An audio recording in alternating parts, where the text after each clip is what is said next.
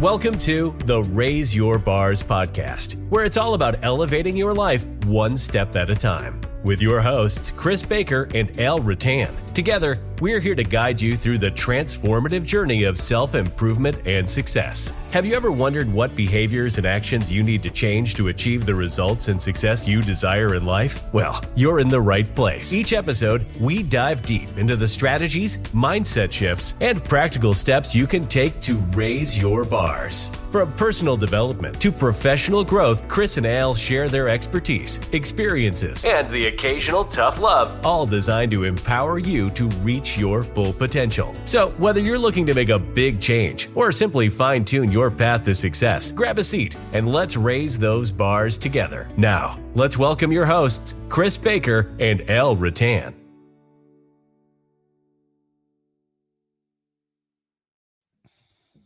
Well, welcome back, everyone. We're so glad you're here for another episode of the Raise Your Bars podcast. Al Rattan along with Chris Baker. And man, you know what, Chris? It's I'm excited about tonight's episode. Yeah. I think it's going to be about every episode, but no, yeah. I'm excited about it. Yeah, true. I'm excited about every episode too. But I mean, this one here, all of ours are positive, but this one we really want to just help build your belief in you tonight. So if you've been listening to the past 4 podcast episodes, Chris and I have both read this book, Change Your Paradigm, Change Your Life by Bob Proctor. And now we've gone back and we started studying it, right? We didn't just read it and put it on the bookshelf. We read it and now we're going through it again in a little bit more detail. And we're picking things that we're getting from the book. And we're just going to share a little bit of that with you tonight. And also, throw in our thoughts. Yeah. And tonight we're actually talking about chapter 5 of his book. It says how your beliefs affect your paradigm. And I think that a lot of people, and if anybody knows my story, and I'm not going to go into it tonight, but the negative beliefs I had about myself affected my paradigm for a lot of years, right? And it limited my, I guess, boldness or my willingness or my belief in myself to actually achieve and succeed goals that I'd set out for myself. And I'm sure a lot of other people can relate to that, where you've been told something maybe in your childhood that you've now carried into your adulthood life that you still believe about yourself. But guess what? In most cases, especially if it's negative, if it's a negative thing that you were told, you're not smart enough, you're not pretty enough, you're going to be a loser. Guess what? It's a lie. It's a lie that you've allowed yourself to believe. Yeah. And so it is. And the belief system is something that's ingrained in our subconscious mind, right? From what we've seen, experienced, been told, or whatever in the past. Right. And it may have been true at the time. Right? It may not have been, but it may have been true at the time. But it doesn't mean that is always the case. Right? I mean, things change, we grow, we develop. I would say without a doubt, I am not the same person I am now, or I'm not the same person I was 10 years ago that I am now. Oh, me either. Right? I have grown tremendously in there. And therefore, if I was still under the belief system of 10 years ago, I wouldn't be where I am now. Right. So our beliefs change, right? And Bob Proctor puts it in here that our belief system is based on or upon our evaluation of something. And frequently, if we reevaluate a situation, our belief about that situation will change. So again, what I believed in 10 years ago may have been true.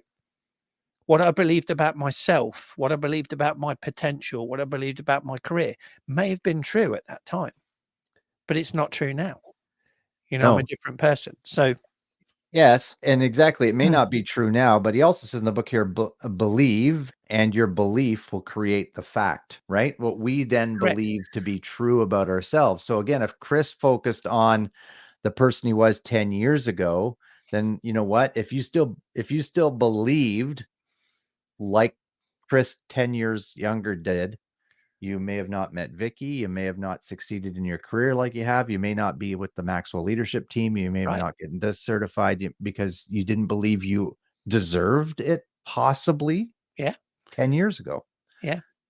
And I think if you look at, if you're watched, if anybody's ever watched the Think and Grow Rich movie, which is fantastic. If you haven't watched it, watch it. But actually, there's a scene that plays out in there where Thomas Edison brings home a note to his mother when he's a child. And in the note, she reads it and then she closes it again, and she says to her son, "Oh, you're too smart for all the teachers. They can't teach you anything else. So I'm going to homeschool you now." Mm-hmm. And then they flash forward in his life. Of course, we all know who Thomas and Edison came to be, because his mother put this belief in him that he was smart and intelligent and could accomplish things and to do great things. Yeah. And decades later, he's an old man and he's going through old boxes from his mother. His mother's passed away. And he sees that letter that the school wrote his mom, and he opens it up and he reads it. And it said that he was too dumb to learn anything and that they didn't want him back at the school. Mm-hmm. Imagine a world. I mean, someone else would have invented the light bulb, or, I guess someone did invent the light bulb, but he perfected it, right? But think of a world without the impact of a Thomas Edison in it. If his mother had read that note and said, "Oh yeah, you're a stupid kid, go play," we would not know his name today. But because his mother had belief in him, believed that he could be more than what the teachers were saying he could be, instilled that belief in him, we all know who Thomas Edison is. Exactly. And it goes same thing for you, right? Same thing for you. Yeah. Don't let somebody's negative comment about your past become your fact about your life. Exactly. It doesn't define you, right? Exactly. Yeah.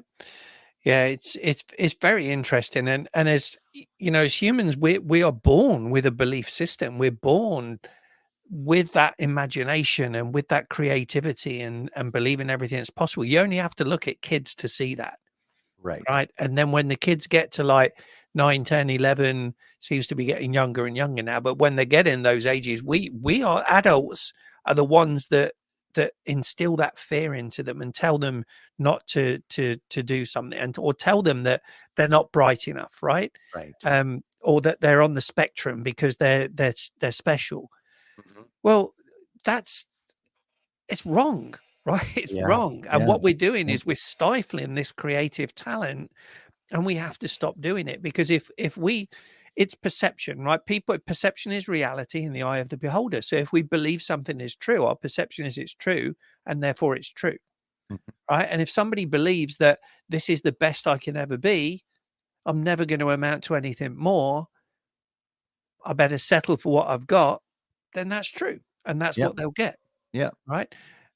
I've actually always tried to be supportive of my kids, saying they could do anything they wanted to do. But there's probably times, if I really think about it, there's probably times where I said, "Well, I don't know if that's really something, that you could accomplish." And for that, I don't hold regret about it, because both my kids I think are very well adjusted and doing well in life. But I want to be that, like, and Chris, this of me too. I want to. And this is sort of one of my business mantras, is to be an encourager of others. When we talk about, what do you want to be said about you at your funeral? If people said, "You know what, I left Al's presence feeling encouraged and uplifted," then you know what, I've completed my mission on this planet. Yeah. Here's the interesting thing though, Al. And we both catch each other at times and sort of call each other out, right? You more than me. You catch me more than me. Well, we will try and uplift and encourage other people more than we do ourselves. Yeah, 100%. And we'll see the good and the ability and the potential in other people more than we do ourselves. Yeah, and right. I think that's a natural reaction, and there's some of the things that you and I I don't really say it so much now because I caught it, but sometimes you say things to yourself that I know you would never say to somebody else. Yeah. Yeah, right. Absolutely. And I think everybody's, and I used to be the same for sure. Mm-hmm. Mm-hmm. All right. But you that extra year of maturity you have on me, my friend, is at least it's more than a year, I think. But yes, not much more, but the saying about be the person you want to become just keeps coming back to me, right? And that's who it is. I am now really making that conscious effort to live as the person that I want to be, right? To be that person now. And for the longest time, I didn't understand that. I was like, well, how do I do that? Right? I would keep asking how. And I had to really let go of the how. And Drew would do that when we were doing Think and Grow Rich and all those studies afterwards. He would say, let go of the how. Yeah. I can't. I need to know how. Right. And that was the C of me coming out. Right. And whatever you now, it's just like, it doesn't matter. Right. I'll be that person. I'm at peace with myself. I'm at peace with the universe. When other people like upset me, I sort of welcome it, embrace it, release it, let it go, and move on. Right. But it takes persistence, right? Which is what we learned in Think and Grow Rich. It takes determination. It takes desire. It takes the understanding of who you want to be. And I think it also takes having those people in your life that you can go to and saying, hey, I'm having a bad day. I need to be uplifted and encouraged today. Like your spouse, right? Like a valued friend, like a mentor or a coach in your life who can lift you up, because we're all going to have bad days. Yeah. It's just sometimes we tend to wallow in or sit in that bad day longer than we should. Yeah. Yeah. So Bob talks in the book here. He goes, he says, it's him talking, I went from thinking that I didn't have anything going for me, that I was a useless character, and I let my past dictate my future, to deciding that would have to change. And that's what we want to leave. Well, we're not leaving the podcast yet, but leave with you this week, folks, is and encourage you with is don't let that past dictate who you are today or who you're going to become. Yeah. Yeah, I think you have to spend time reflecting and reevaluating, right, that past, for sure. You can't just ignore it. No, it's happened, right? But what happened? Why did it happen? What was your part in that? Was there something that you could have done? And this goes for whether it was successful, whether it was not successful, right? It's important to evaluate both. Right. So the success is, how did I contribute to that? How can I replicate that and make sure that I do that and live that every day in that way? And the things that didn't go wrong, again, was it something that was in my control? If it wasn't, let it go. If it was, okay, well, what could I have done different? How can I learn from that? And how can I move forward in the direction that I want to go? Right. And part of that, we've talked countless times about finding your purpose and your why and so on, right? And there's a lot of people that still don't really know what their purpose is, you know. And I was talking with a mentee today, and I was like, what do you love to do? All right, what are the things that when you do it, you just get lost in time, and you could do it all day and just like have a wonderful time, right? And get that fulfilled feeling. And then what is it about those things? That's what you got to look at. What is it about that gives me that feeling? And then the other side of it is looking at what sort of things upset you, what sort of things make you sad, and why do they make you sad?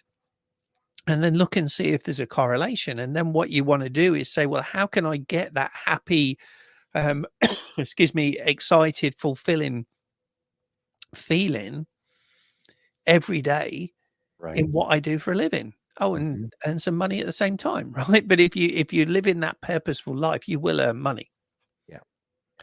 And I don't think it really matters what you're doing for your job, as long as you find fulfillment in that job and that you haven't just settled and are coasting because you haven't dreamed big enough or something. Right. So now Bob talks about again, changing this paradigm, changing the mindset, again, against those negative things that we've allowed to become our reality, those negative things that have happened to us in the past that we haven't moved past yet or let go of yet. He talks about it's repetition of hearing an idea that will change your belief system.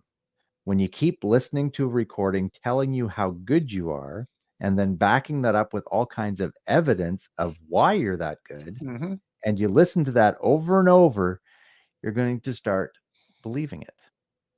Yep. Yeah. We need Again, to change that recording that's playing back in our mind. And mine was that I wasn't good enough. I wasn't smart enough, that I was ugly. That was the recording that came to mind every time I had a bad day. Something didn't go my way, didn't make that sale, got in a fight with my wife. That was the recording that played in my mind. I needed to change that recording. Yeah.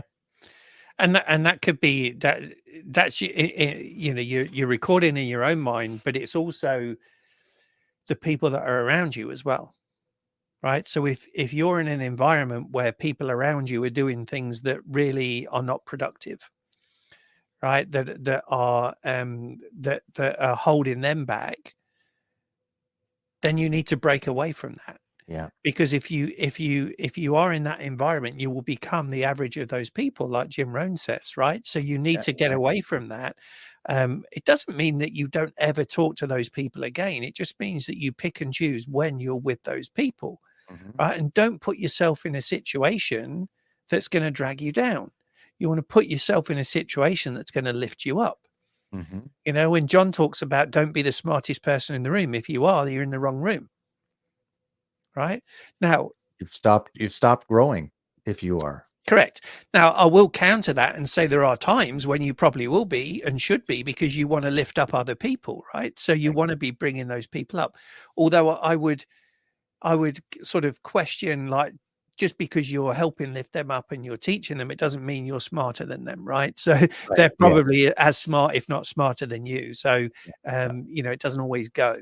But you will be learning, you'll be growing, and that's why I love what I do now, because I learn and I grow as I work, right? So I'm helping others learn and grow, and I'm learning and growing. And I think that you know, our conversations are elevating because of that, right? And because of the work that you're doing. It's not just me. You're doing a lot of work with different companies and disc workshops, and even your new job and so on, right?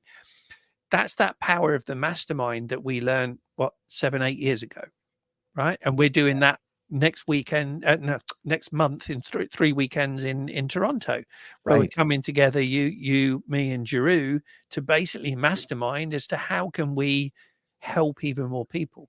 How can we get that message across? And that's another great thing. Like all of this stuff that we talk about on these podcasts and in these books and even from this book, it takes effort. It takes an investment of time or resources on your part in order to bring about this change, bring about the change in belief, to help you grow, to become the person you're meant to be, to help you to live out your fullest potential. And that's one thing that, you know, Chris and I aren't afraid to do. We're investing our time and money and away from our families and hiring our coach to come in for a day to work with us so we can be more effective. Yeah. Right. It takes effort. And again, so many people I've come across in my life where, you know, hey, do you know what you're supposed to be doing? And they have no idea. They have not found their why. They don't know their purpose, whatever you want to call it. And they're drifting through life, and they're allowing, again, maybe it's this is all I can ever be has become their recording. Yeah. But they're missing out on their true potential. Right. Not everybody. No, and let's be fair, we, you know, not everybody will want to. And here's a big learning that I've had, right, Al? When I first started the personal growth journey, right, in 2016, 17, and, you know, I started with the Simon Sinek Find Your Why in the Golden Circle, and then was the Maxwell team, and then in 2018 doing DISC. And I was very, like, headstrong at the time that, listen, you have to be growing, you have to have a passion, you have to be looking towards this, and if you're not, then you're dumb, right? Because you don't know any better. Only dumb people are happy. And I look back at that now and I think, wow, what an idiot I was, right? That's not true at all. Right? Some people don't want to do that, right? Some people are perfectly happy living the life they are, and God bless them. That is perfectly okay. And anybody that I offended at the time and upset, I apologize, because, you know, I was wrong, right? And there in itself is the awareness that I understand that I was wrong there, and I changed it. Right. And what we're talking about is that the people that will want to go on a growth journey, the people that will want to keep pursuing excellence, that will want to pursuing continuous improvement, that want to find their purpose and to give back and to do that. You're talking about less than 5% of the population, right? Yeah. Yeah. If that. Yeah. So 95% are not, and that's okay. Right? That's okay. But if you want to be one of the 5%, or if you are one of the 5% and you want to keep growing, we're here to help you. Absolutely. Right. At the end of the day, here's what we want you to, and we'll end with this line from Bob, and then Chris, if you want to say the last few words. But you've got to get to the point where you believe that there's something absolutely magnificent about you. Yeah. You are magnificent. Yeah. You are perfect in your in what you're supposed to be doing. You just need to, again, but if you have that dream, then go explore that dream and become that magnificent you. Yeah. And identify what is your superpower, right? You know, we're not talking about flying or anything, being invisible or whatever, right? Although plenty of people are invisible, but they just don't know it. Yeah. But what is your superpower, right? And how can you use that to maintain or to find or maintain your happiness, right? Because that's ultimately what we all want. We want that pursuit of happiness, and that is different for each of us, and that's okay. Right. But what's your happiness, right? And what are you going to do to live that life of happiness starting today? Amazing. Well, again, we've done 21 minutes here, so we're going to let you all go. Thanks for tuning in. Go to raiseyourbars.com.